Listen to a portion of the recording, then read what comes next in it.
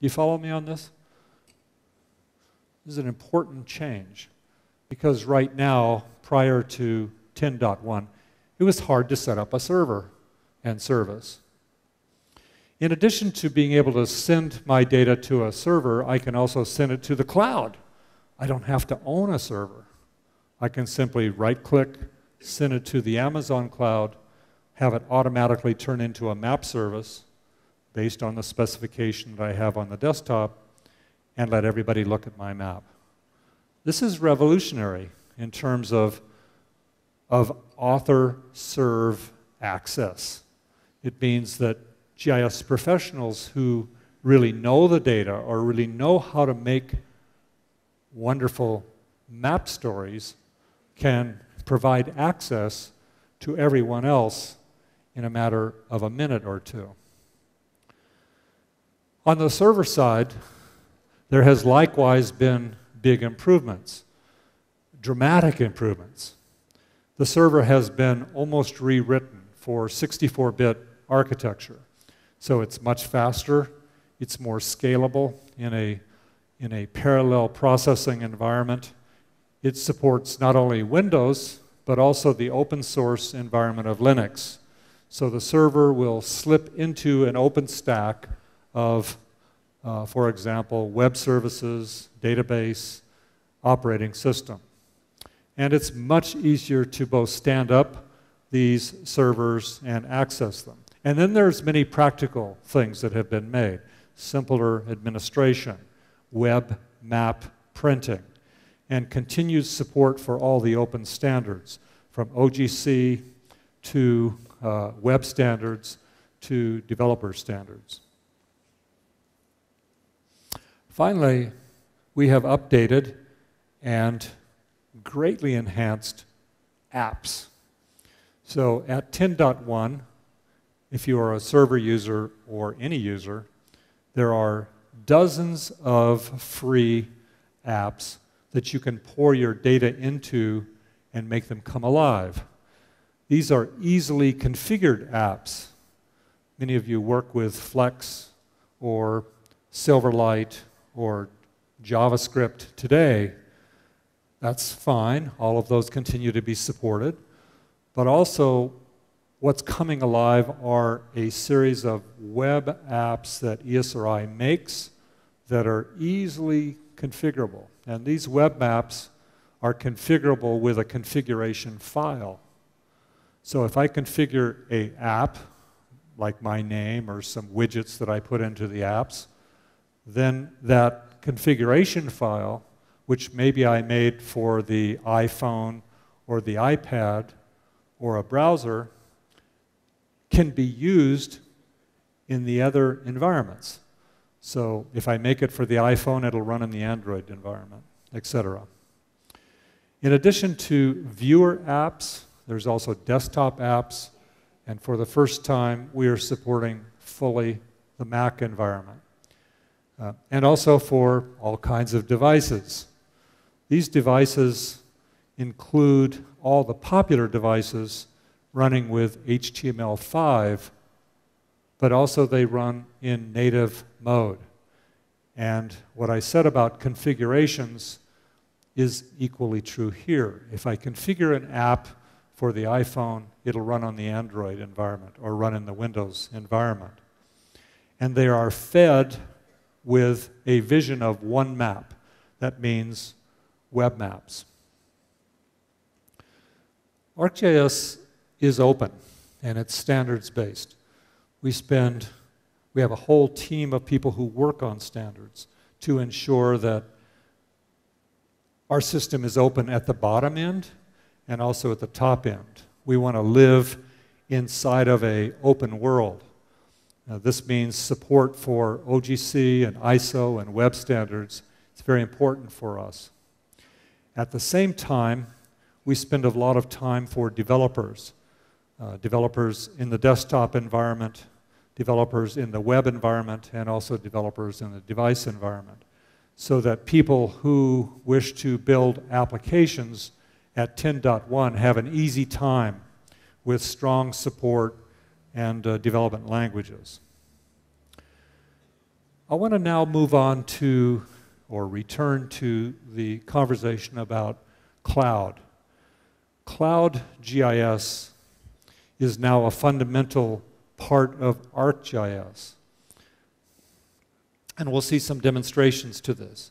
This isn't simply ArcGIS running in the cloud, no. It's something different. It means that there's a new component to your desktop systems, and it's a cloud-based system.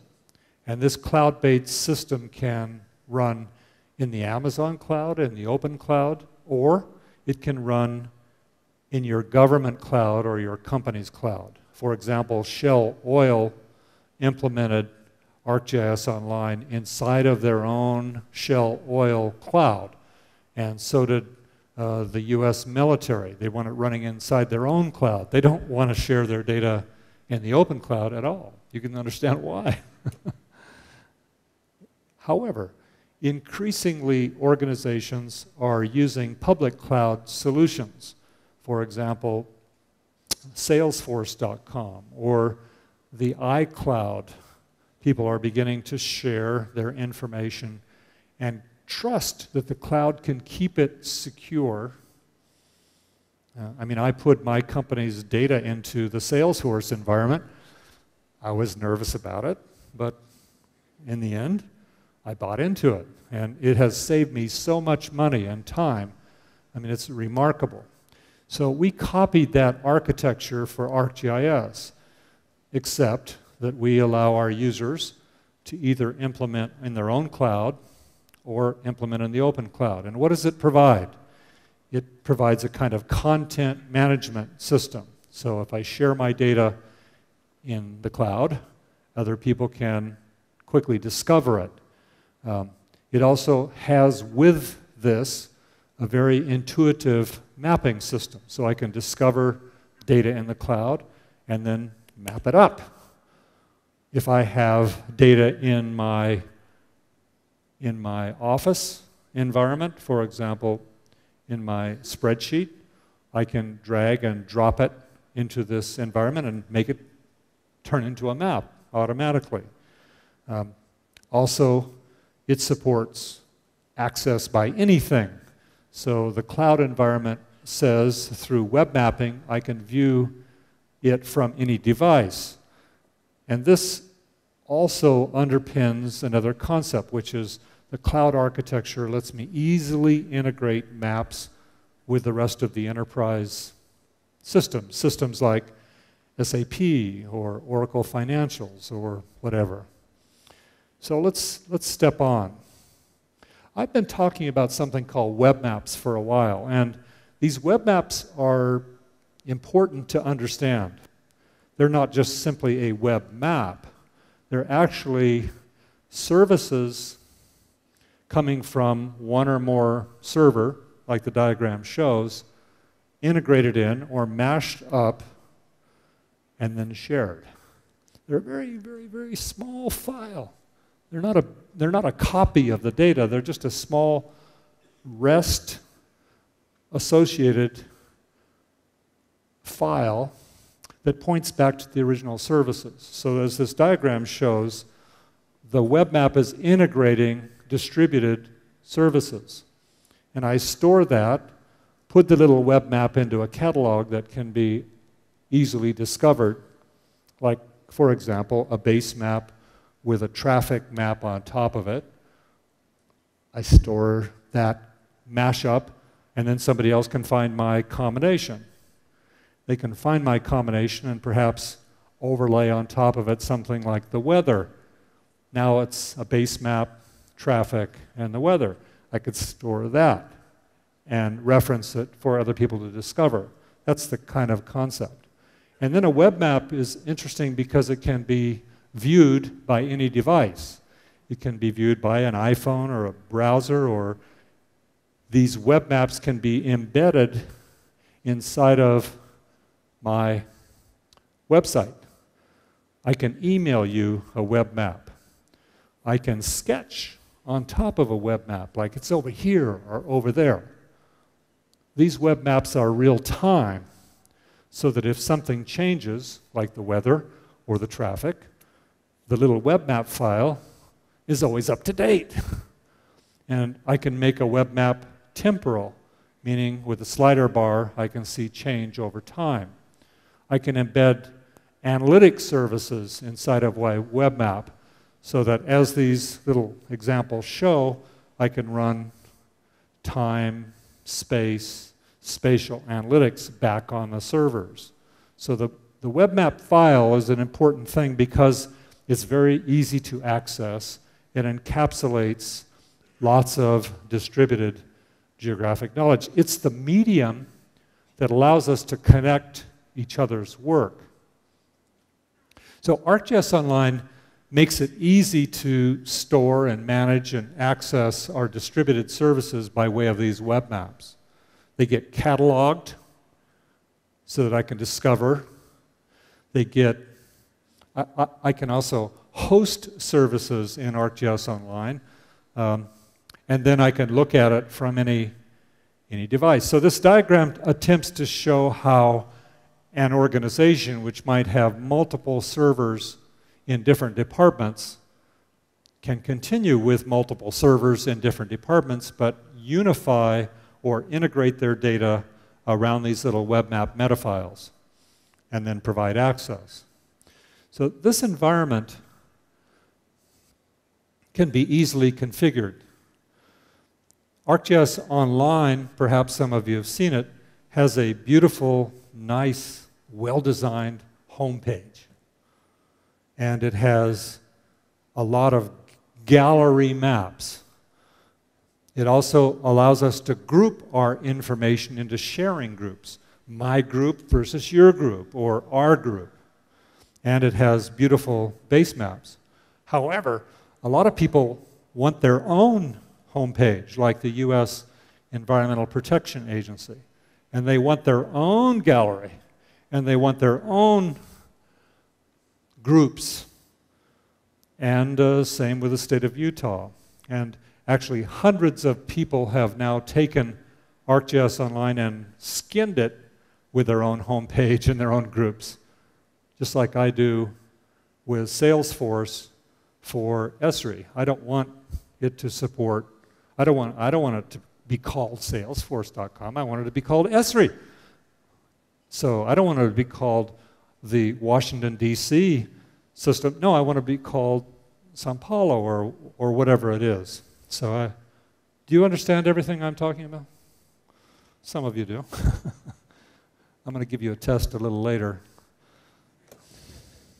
But actually, rather than me talking about this, it's just a lot better to actually see it. So Anna's going to introduce Anna to show a demonstration here of the National Water Agency and how they've done exactly what I'm saying. Anna? Thank you, Jack. Thank you. Convidamos Sérgio Barbosa, da Agência Nacional de Águas, para demonstrar os benefícios da utilização do ArcGIS Online na ANA.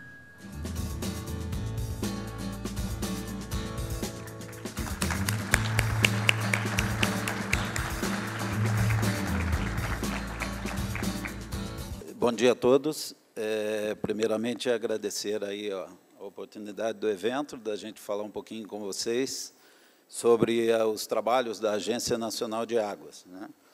Bom, a Agência Nacional de Águas é uma autarquia, né, de regime especial do governo brasileiro, vinculada ao Ministério do Meio Ambiente, né? Ela foi criada pela Lei 9984, no ano de 2000, né? Então, é uma agência bem nova no governo, com 10, 11 anos aí de existência. E nós cuidamos da sua função básica, a regulação das águas, né, da água bruta nos corpos hídricos de domínio da União, e também uma gestora nacional desse recurso e implementadora da Política Nacional de Recursos Hídricos. Bom, a Política Nacional de Recursos Hídricos, ela é definida ou é estabelecida pela Lei 9433, que é também chamada Lei das Águas no Brasil. Essa lei ela estabelece seus fundamentos, né, seus instrumentos, seus objetivos. E os fundamentos básicos dessa lei é que a água é um domínio público, né, um bem de domínio público, ela é um recurso natural limitado, dotado de valor econômico, né, e ela estabelece também a bacia hidrográfica como unidade de implementação da Política Nacional de Recursos Hídricos.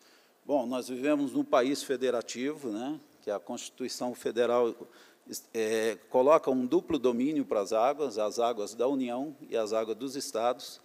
A Política Nacional estabelece a bacia hidrográfica como unidade de implementação dessa política, e isso já começa a trazer um pouco da complexidade desses processos, das unidades geográficas, das suas competências do país, da União e do Estado, né? E nós temos que resolver essas questões, né, com a implementação da política, estabelecendo aí os processos, né, que são os instrumentos dessa política. Um dos instrumentos dessa política é o Sistema Nacional de Informações sobre Recursos Hídricos, que estamos aqui, eu e Maurício, da Superintendência de Gestão de Informação da Agência Nacional de Águas, e a nossa missão é implementar esse sistema e dar o suporte a todas as demais UOGs e integrar as informações de gestão com os 27 estados da federação, né? Bom, isso é a nossa visão, vamos dizer, legal do processo e como nós estamos trabalhando. E nós usamos as tecnologias justamente para construir essa base técnica de informação para a implementação da Política Nacional de Recursos Hídricos. Nós estamos usando hoje o portal do ArcGIS Online, como um portal do Sistema Nacional de Informações, para integrar essa informação, integrar as informações entre a União, entre os estados, e permitir que essas informações estejam disponíveis a toda a sociedade, né? Hoje temos ainda a Lei de Acesso à Informação, que exige a transparência dos órgãos públicos para disponibilizar essa informação a toda a sociedade.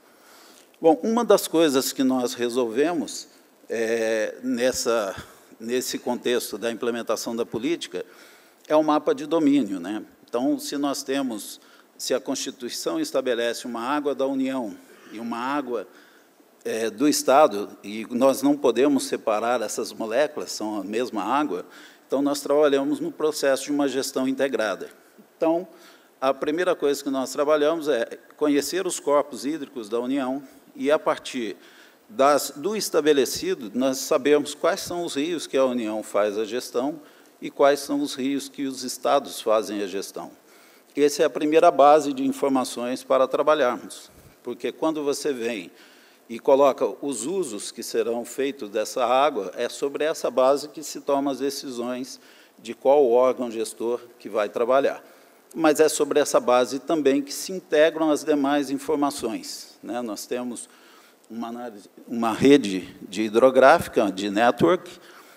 Sobre essa rede se colocam os usuários de recursos hídricos, sobre essa rede se colocam a rede de monitoramento hidrometeorológico nacional, e é sobre essa rede que se trabalha os planos de gestão de recursos hídricos das bacias hidrográficas ligadas aos comitês de bacias, né?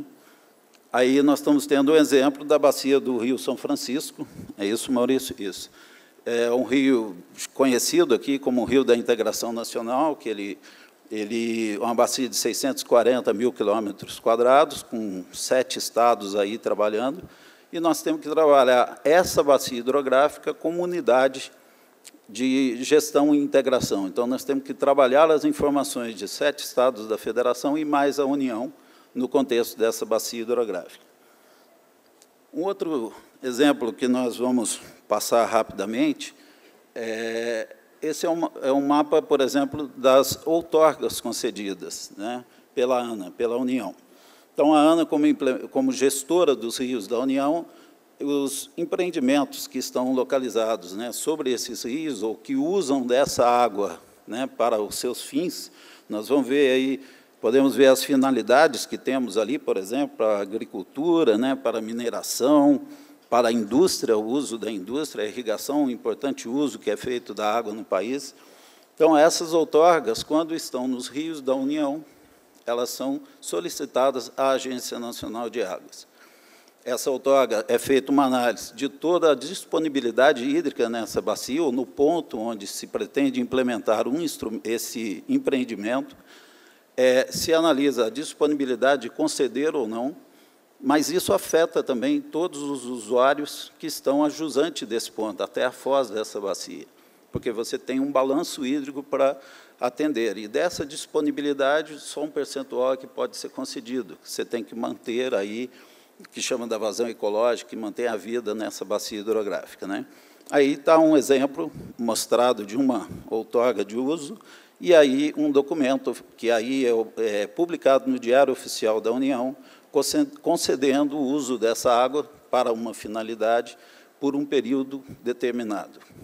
Obviamente, à medida que esses usuários, que esses usam, começam a ter a consumir todo o recurso disponível para a concessão, há uma negociação para que os processos de outorga sejam renegociados.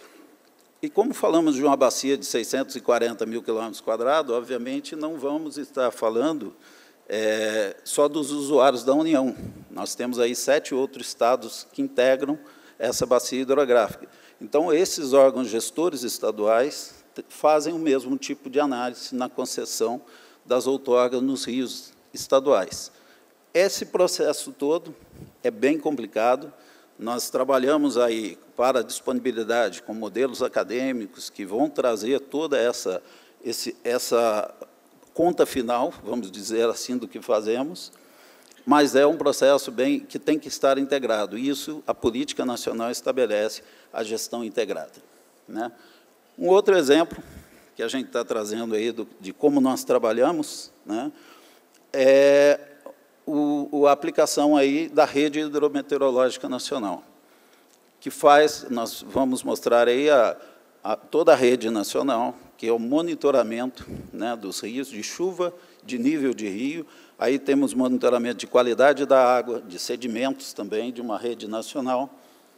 E essa disponibilidade, o monitoramento, é a base para todos os demais processos que a agência faz na implementação da Política Nacional de Recursos Hídricos. O que a gente queria trazer e mostrar é como estamos usando as tecnologias, seja lá na construção do mapa de domínio, seja para a implementação da disponibilização das informações, que essa informação é disponibilizada a todos os estados da federação, dos dados que estão monitorados, seja por uma estação automática, que é transmitido os dados via satélite, seja por aquelas estações mais remotas, onde se opera esse dado com uma pessoa lá no campo, anotando esse dado, e se recolhe isso para depois se processar. E isso nós temos informações quase lá de 1920, 1930, 1910, desde pontos remotos do país de monitoramento. É dessa forma que nós integramos essa informação e disponibilizamos para a sociedade, para a União e para as universidades também, que trabalham muito, né, nos modelos hidrometeorológicos, nos modelos de chuva-vazão, que nos ajudam a implementar a função precípua, que é a implementação da Política Nacional de Recursos Hídricos. Então, a gente queria trazer como que nós estamos usando a parte do ArcGIS Online para integrar essas informações e disponibilizar a toda a sociedade. Ok? Eu acho que era isso. Nós tínhamos um tempo bem rápido aqui para dar essa mensagem a vocês. Muito obrigado.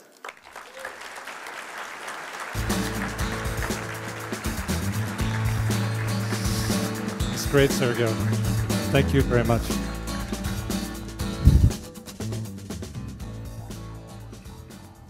Exciting, no? So he's taking his layer of information, making it come alive. What he did not show is the notion that somebody else can come along and take his layer, integrate it into an intelligent web map,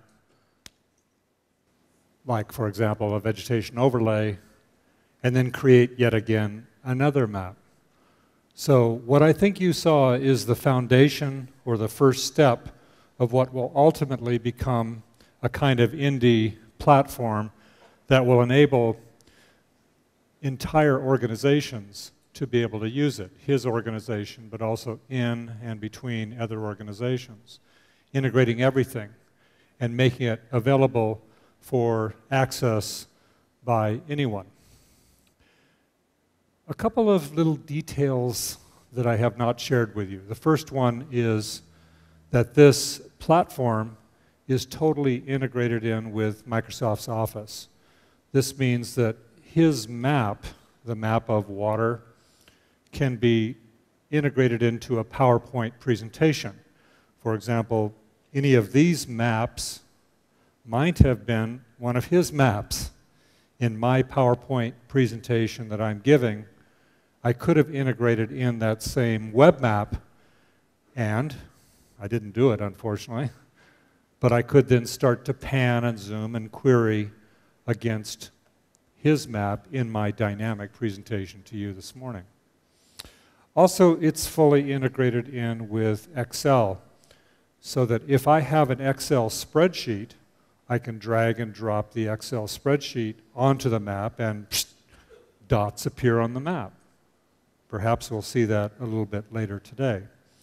And then interactively query those spreadsheet documents and send that spreadsheet over to the cloud and have it turned into a service.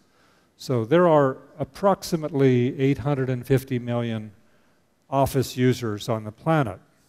The idea that we have is that Office becomes another access point for these kinds of cloud, web, GIS architectures. Similarly, ArcGIS Online has been integrated in with SharePoint, a document management and analytics system from Microsoft. But it's also been integrated in with other BI platforms like Cognos or other enterprise systems like SAP or MicroStrategies or Salesforce, so that maps can be integrated or made from the information sets in each of those platforms as well. The story here and the plot is that we want to make geography accessible from any commonly used digital environment, and also that those digital environments can use geography to get the geographic advantage, so that the whole enterprise becomes spatially aware and able to use this medium that you as GIS professionals create and manage for them. Well, I've talked about TIN1. It's now been out about 3 months. I can share one thing about it. ArcGIS Online, this cloud environment, now makes approximately 100 million maps a day. This is a big number. People are also, there's about 750,000 maps that have been shared by people like yourself all over the world. So they're starting to share, they're starting to mash up, and they're starting to make maps. I think in a year from now we'll be making 1 billion maps a day. I'm not sure, it's a guess, but the hockey stick of growth of this new environment is similar to other social medias. And this is a kind of social medium where people share and use each other's knowledge. Like Flickr, like Facebook, I think ArcGIS Online will come alive, not for consumers, but for GIS professionals and other professionals across your organization. What are we working on in the laboratory? Well, a couple of things. We will have a big incremental release in a couple more weeks. This will introduce 64-bit desktop geoprocessing. It's a small service pack. It'll introduce online geoprocessing. That means geoprocessing analytics in the cloud. We will have the ability to have disconnected apps, free apps, that you can connect to the cloud or your server, and you disconnect, edit the data, reconnect, and it resynchronizes your field work with the host, the server, or the cloud. Also, we will have a new 3D technology for devices. This means very, very, very fast 3D visualization. These are a couple of slides from a device. I can do 3D spinning of a few blocks, for example, of a city. I can do interaction. I can do shade analysis, view shed analysis for pieces of my virtual city, for example, from any device. This will mean that virtual cities open up to their citizens for inquiry. And also more solution templates. What is a template? These templates are templates for application. And we have a large team now working on them. They are free for you. You can go to the home page, download them. They are templates for data models, templates for cartography, templates for workflows, and they will save you a lot of time. They're available to all users. Then, about the end of next year, we'll release 11. Oh, okay, don't quote me on end of next year. It might be the beginning of the following year. I don't really know. I don't want to get into trouble with my colleagues in engineering. But this will be a full 64-bit desktop platform, extremely fast display, like 5 to 10 times faster than the desktop today. It'll support multiple windows, so no longer will I need a 2D window and a 3D window like ArcMap and ArcScene. It'll be one environment. There'll be new, again, powerful analytics for business intelligence, and also my favorite subject, geodesign, which is the integration of GIS science with the design and artistic community so that I can design alternatives for plans in cities and regions and forests and whatever.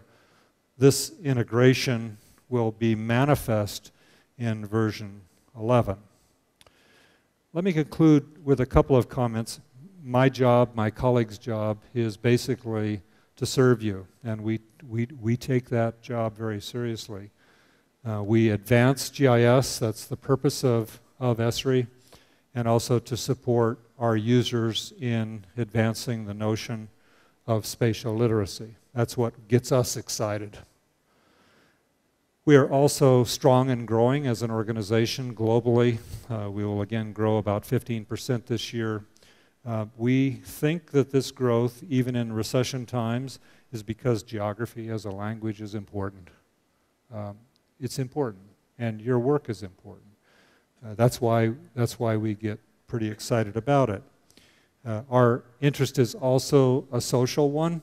For the last 43 years, we have made a difference, we like that, in the domain of bringing GIS and geography to everyone and contributing back to society. And I invite you to be my partner in that activity as well.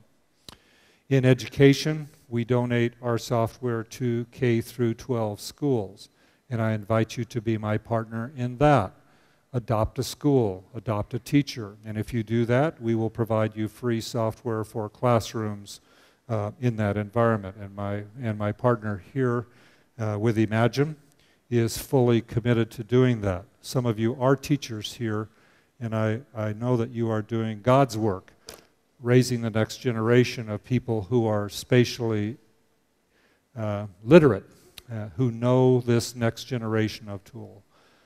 Another domain that we're interested in is supporting conservation, looking at empowering NGOs to join hands with government and business activities in supporting their analytics and political activities in understanding and communicating conservation activities. Finally, I'll close by saying we have a nonprofit organization program which supports thousands and thousands and thousands of NGOs with free software. This is existing all around the world, so again, Imagine is completely committed to giving our software away for free. Eneas, not for everyone, but for all NGOs. And our commitment here is to help others partner with government and business so that we empower that sector of the community equally with powerful tools. So I want to thank you. Thank you for inviting me here. Thank you for letting me share a little bit about ESRI and what we're doing. And I look forward to meeting a bunch of you during the week and getting to know things that we can help you with and help you do better. Thank you very much.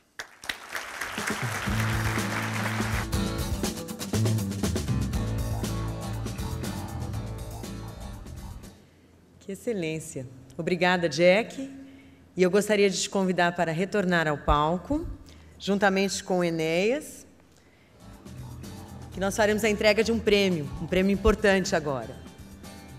Temos o prazer de convidar ao palco a coordenadora de geoprocessamento do Departamento Nacional de Produção Mineral, Sandra Aparecida Pedrosa, que receberá o prêmio EUESRI 2012.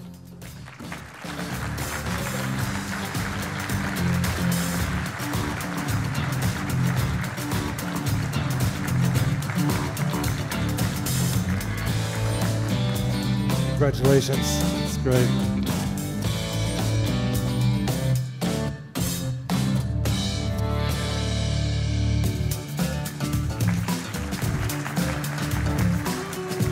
There we go. It's good. Thank you. Yeah, it's good. It's good. Okay, good. Thank you. Claro, por favor. Bom dia a todos. É com muito orgulho que o Departamento Nacional de Produção Mineral vem aqui hoje receber esse prêmio pelo seu sistema de informação geográfica na mineração, SIGMINI, que é um sistema que vem tentando cumprir o seu papel de colocar a informação do setor mineral para a sociedade. Esse sistema foi desenvolvido utilizando o ArcGIS Server e Flex e tem, em média, 1.500 a 2.000 acessos mensais. Então, é um sistema que tem tentado suprir, né, dentro do governo federal, o seu papel de prover informações atualizadas do setor sobre as outorgas minerais. Muito obrigada.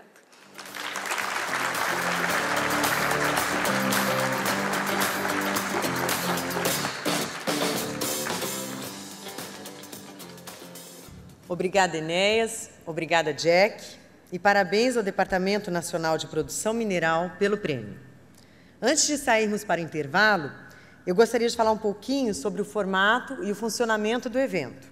Após o intervalo, continuaremos com a sessão plenária, que ainda terá o sistema ArcGIS em ação e a apresentação da ESRI sobre o sistema ArcGIS 10.1. Na parte da tarde, teremos as palestras das trilhas e workshops que acontecerão neste piso. Vocês podem conferir a agenda nas TVs do corredor e também na programação que receberam no credenciamento. Além disso, vocês podem baixar o aplicativo EUESRI 2012 na Apple Store ou no Google Play. Há informações, agendas e mapas. Eu já baixei o meu. E vocês? Amanhã, continuamos com as trilhas e com o encontro de usuários. E finalizamos com a sessão de encerramento.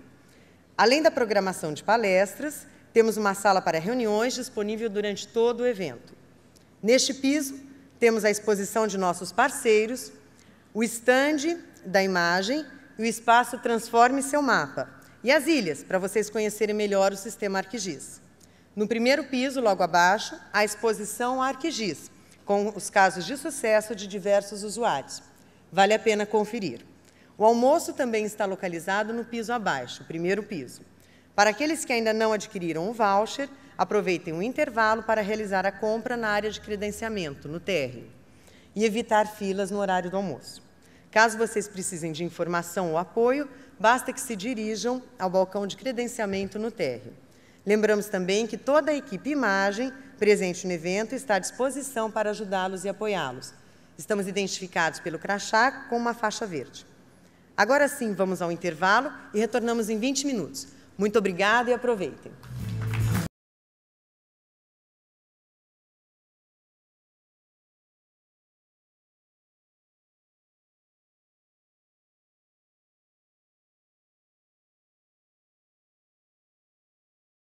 E aí, cara, você terminou nosso trabalho de geografia? Nossa, esqueci uma parte do trabalho. Então vou terminar aqui. Vamos terminar aqui rápido. Aqui. Vamos entrar aqui no grupo da Escola Monteiro Lobato. Aqui o nosso mapa. Meu Deus, o Renan não veio de novo, gente. Ele não Por veio que de será? novo? Nossa, o Renan não veio? Nossa senhora, hein? Vamos perguntar para o professor, hein? Aqui. Tem que colocar o arquivo agora. Ou tomara que a professora não chegue antes de colocar. Ah, não. Bom dia, gente. Bom dia, Todos professora. fizeram um trabalho de geografia? Sim. Sim? Nós ainda estamos terminando. Vocês não terminaram? Não. Não, Deixaram para a última hora, né? Falta muito? Não. não, falta pouco. Vocês querem terminar e aproveita e apresenta para a sala? Pode ser? Sim. Tá. Pode? Então tá ótimo. Pode ver. O que vocês estão fazendo? A gente está colocando o shapefile das linhas de transmissão de energia, que cortam... Ah, já estão Brasil. cadastrando o shapefile. Ok. Deixa eu já... Qual que é o assunto do trabalho? Nós fizemos um mapa de demografia do estado de São Paulo e as linhas de transmissão. Estado de São Paulo e demografia. Aqui, como você pode ver, tem as linhas de transmissão em azul. Olha quantas tem cortando o estado de São Paulo e o resto do Brasil. Nossa, quanto, hein? É. Aqui tem a cidade de São Paulo, com cerca de 11 milhões de habitantes. Aqui tem um gráfico mostrando a porcentagem de mulheres, cerca de 52%, e de homens, cerca de 47%. Aqui tem um crescimento da população desde 2000 a 2010. Aqui tem a população em 2000, que é cerca de 10 milhões, e a população em 2010, que era cerca de 11 milhões. Muito boa análise, hein? Aqui a gente tem a cidade de São José dos Campos, nossa cidade, com cerca de 600 mil habitantes. Aqui o gráfico da porcentagem de homens e de mulheres tem cerca de 51% da população é mulher e 48% é homem. Tem mais homem do que mulher, é isso? Não, ao contrário, professora. Aonde está? Aqui, ó. Ah, não estou enxergando. Ok. Que mais? Em 2000, a população... São José dos Campos tinha a população de aproximadamente 500 mil habitantes. E hoje, em 2010, tinha 600 mil habitantes. E aqui tem uma foto da nossa escola, Monteiro Lobato, Ah, que legal. Vocês pegaram aonde? na internet. Na internet. Muito bom. Ótimo trabalho, meninos. Gostei. Parabéns. Podem sentar. Obrigada. Bom, vamos continuar com as apresentações. Vamos. Os outros grupos, vocês conseguiram compartilhar dentro do nosso grupo? Sim. Daí, Monteiro, vamos olhar aqui, ó.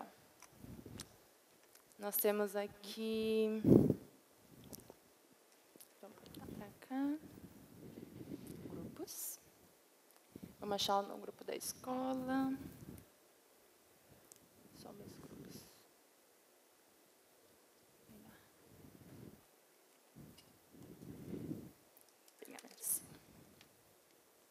O que você fez no final de semana, Thiago? Final de semana, Saiu com fiquei seu pai? estudando. Não, meu pai estava trabalhando. Nossa. Fiquei estudando o tempo todo. Você viu o filme que saiu? Não, Não? não. Vai no cinema, é muito legal. Vou tentar. Complicado. Marina, qual que é a próxima aula?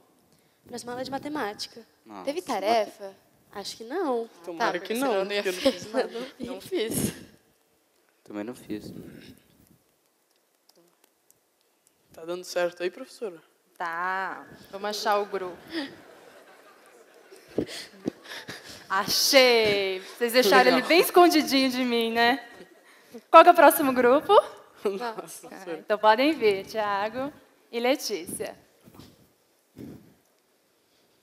Qual foi o assunto, o trabalho de vocês? Sobre demografia e trânsito da cidade de São Paulo e São José dos Campos. Demografia e trânsito.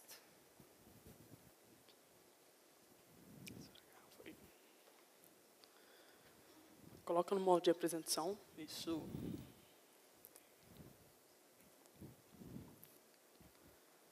A gente tem que esperar. Vamos lá? Aqui é São José dos Campos, que é uma cidade que tem população de cerca de 700 mil habitantes. Nesse gráfico, a gente pode ver a população urbana e rural. Quantos por cento? População urbana de 98% Tá. e rural de quase 2%. Nesse gráfico de colunas, a gente pode ver o aumento da população de 2000 para 2010.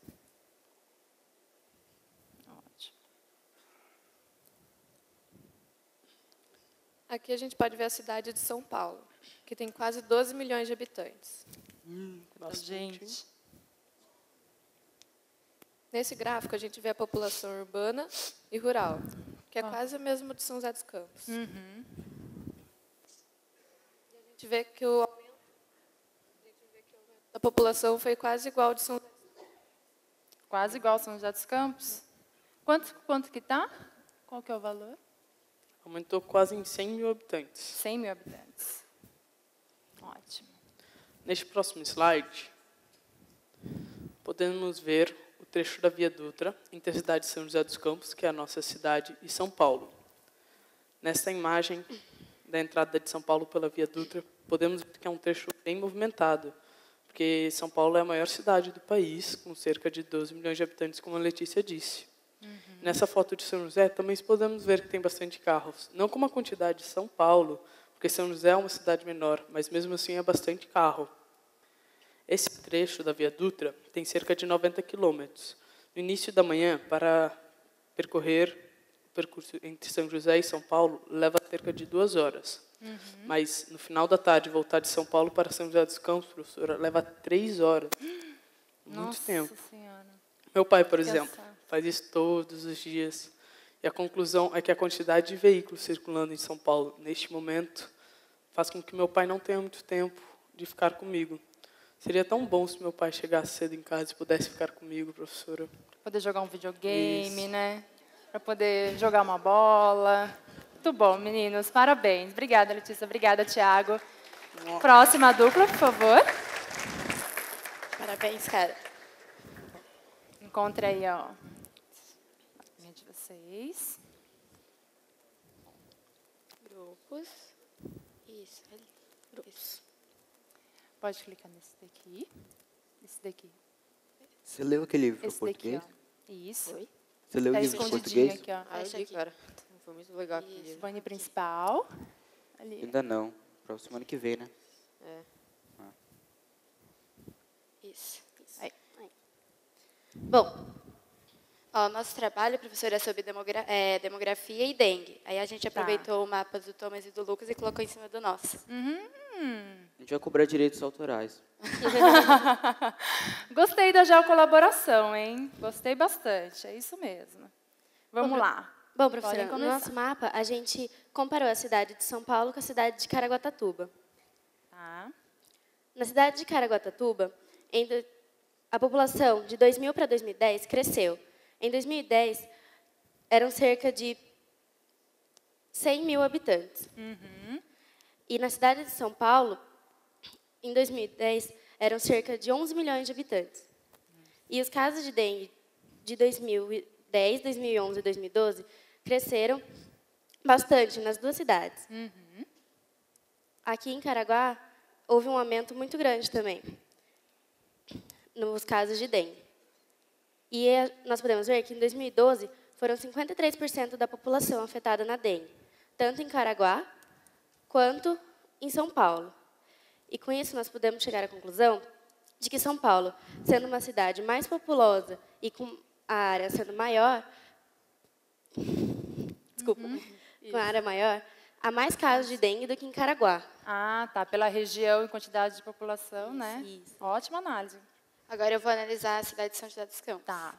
Em 2010, foram cerca de 1.300 casos de dengue. Em 2011, 3.000. E em 2012, subiu para 5.000 casos. A gente pode Nossa. observar que os casos aumentaram bastante durante 3 anos, que representa 12% da população. Ó. Aqui é o aumento, o gráfico do aumento. Muito bom. Inclusive, falar para vocês, o Renan, ele não veio na aula hoje, porque ele está com dengue, viu, gente? Nossa, então é por isso. Que chato. Mas na semana que vem, eu acho que ele já fica melhorzinho e volta para tudo. Que bom. Tá bom? A nossa conclusão é que no estado de São Paulo há muitos focos de dengue. Inclusive, eu tinha uma viagem marcada para essas férias, mas eu não vou poder viajar, porque um dos meus parentes ficou com dengue. Seria tão bom se a dengue não atrapalhasse as nossas férias. Ai, puder passear, viajar, curtir bastante, né? Obrigada, meninas. Ótimo trabalho. Obrigada. Meu nome é Deilson Silva. Muito bom ter vocês aqui. Mais de 1000 pessoas assistindo ao Esri. E não é só aqui. Pela primeira vez, estamos transmitindo também online. Oi, mãe. Então, todos estão vendo. Vimos agora os alunos da Escola Monteiro Lobato falando sobre problemas do nosso dia a dia. Trânsito, dengue. Quem nunca teve problema para chegar cedo ao trabalho ou chegar cedo em casa para ficar com a família?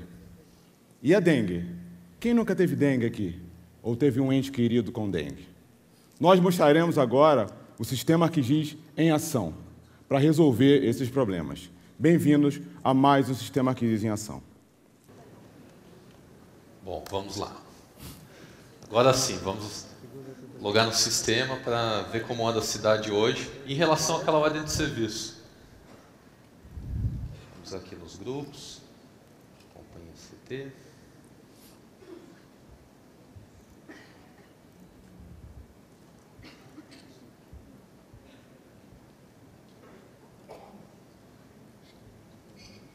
Pronto.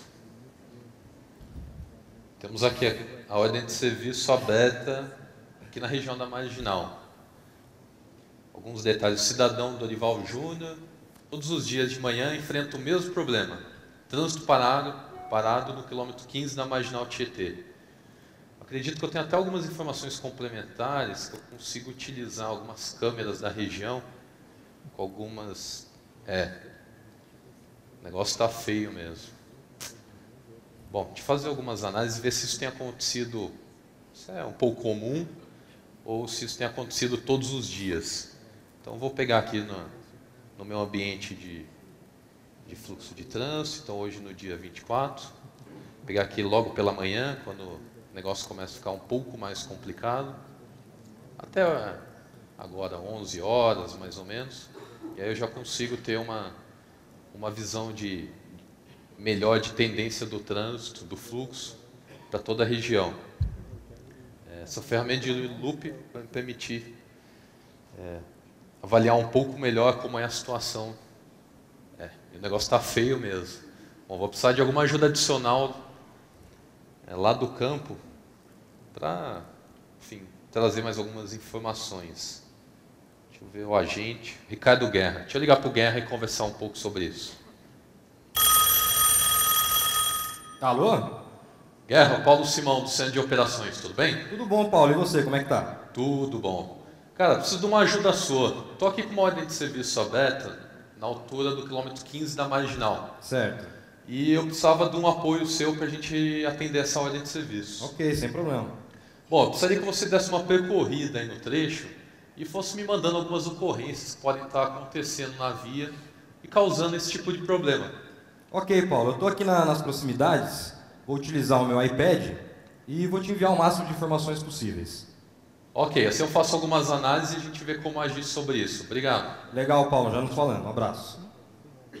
Bom, aqui na região agora, vamos avaliar se tem algum problema realmente que está causando esse trânsito. Puxa, realmente tem um buraco muito grande aqui próximo ao quilômetro 16. Isso pode estar atrapalhando realmente o trânsito. Então vamos tirar uma foto desse local e enviar para o Paulo, para que o Paulo possa analisar melhor essa situação. Bom, uma coisa também que pode estar atrapalhando, próximo aqui ao ponto que o Paulo falou, está acontecendo uma obra bem grande também. Bom, vou apontar isso para o Paulo também, para o Paulo ter uma ideia do tamanho dessa obra, para ele tomar algumas ações. Bom, acredito que com essas duas informações o Paulo consiga realizar algumas análises. Acredito que seja isso que esteja travando o trânsito. Bom, as informações estão chegando lá do Guerra de Campo. Tem algumas ocorrências bem na imediação. Deixa eu adicionar aqui uma outra informação que eu tenho, que são os indicadores de tráfego. Que tem as velocidades, enfim, o dashboard com as velocidades médias da região. Bom, aqui no quilômetro 16, no período da manhã, tenho tido 55 quilômetros de média, e a meta é 50, então tudo bem, está tranquilo. No período da tarde, meta de 75, então de acordo com a meta, né, a média, e 95 de média pela noite, ok, então não tem problema. Tem aqui um dado anterior, do período, aqui do quilômetro anterior, do quilômetro 14. Pela manhã 35, bem abaixo da nossa meta. No período da tarde, 55, também bem abaixo. No período da noite também. No período da noite. Vou falar com o Guerra sobre isso. Alô? Oi, Guerra, é o Paulo Simão novamente. Tudo bom, Paulo? Tudo bom. Eu usei aqui as informações que você tem me mandado aí do campo. Certo. E fiz algumas análises com as médias de velocidade que a gente tem tido. Ok. Eu vi que nem no período da noite essa média tem melhorado. Eu acredito que isso possa estar acontecendo não em relação ao excesso de fluxo, ao excesso de veículos, mas sim alguma coisa da via. O que você acha? Paulo, seguindo as informações que eu te enviei ontem, realmente, eu acredito principalmente aquele buraco, próximo ao quilômetro 15, ele está causando um problema realmente muito grande na via. As pessoas têm que desviar daquele buraco e isso está ocasionando trânsito. Para você ver, né, Paulo, como é que um buraco desse tamanho pode causar tanto problema? É verdade. Bom, vamos fazer o seguinte, vamos agir sobre esses dois problemas, agir sobre o buraco, sinalizar melhor a obra, e aí amanhã a gente vê como isso refletiu, se refletiu em alguma melhora, e aí a gente toma as ações, enfim, consequência disso. Tá combinado, Paulo. Estou com o pessoal em campo aqui, a gente já vai tomar as ações e amanhã a gente volta a se falar.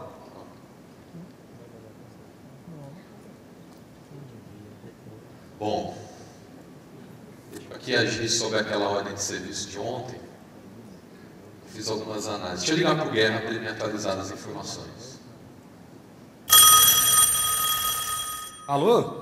Oi, Guerra, é o Paulo Simão. Ô, Paulo, você de novo, cara? Diga aí. Tudo bom. Cara, a gente estava conversando lá ontem em relação àquela ordem de serviço. Certo. Eu precisava atualizar algumas informações das velocidades na altura do quilômetro 14, que nós tivemos pela manhã e pela tarde. Legal. E o que tem acontecido agora pela noite. Bom, Paulo, pelo período da manhã, a gente teve uma média de 55 km por hora. 55, ok. Parte da tarde, a gente teve uma média de 75 km por hora. 75. E agora no período da noite também, Paulo, tudo correndo tranquilo, 90 km por hora. 90 pela noite. Ok. Bom, estou vendo aqui que tanto no período da manhã, como no período da tarde e também no período da noite, nós atingimos a meta esperada. Então, com isso, eu vou encerrar a ordem de serviço e vou comunicar automaticamente o cidadão. Obrigado, Guerra, pela geocolaboração. Valeu, Paulo. Obrigado você. E hoje, com certeza, o pessoal vai conseguir chegar mais cedo em casa.